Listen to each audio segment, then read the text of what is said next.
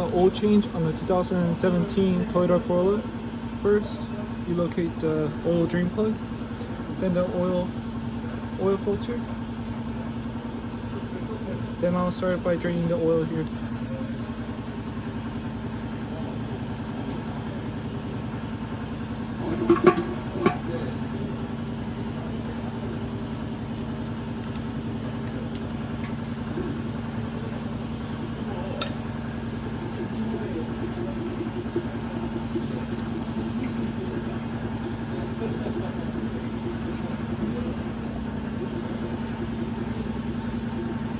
Then I'll wait for the oil to drain and top it off with fresh fluid.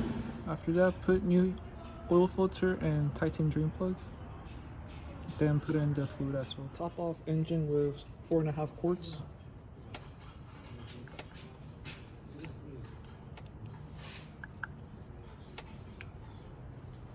Then check oil level.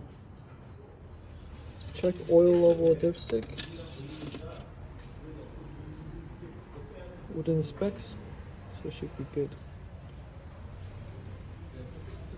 And that's a simple oil change.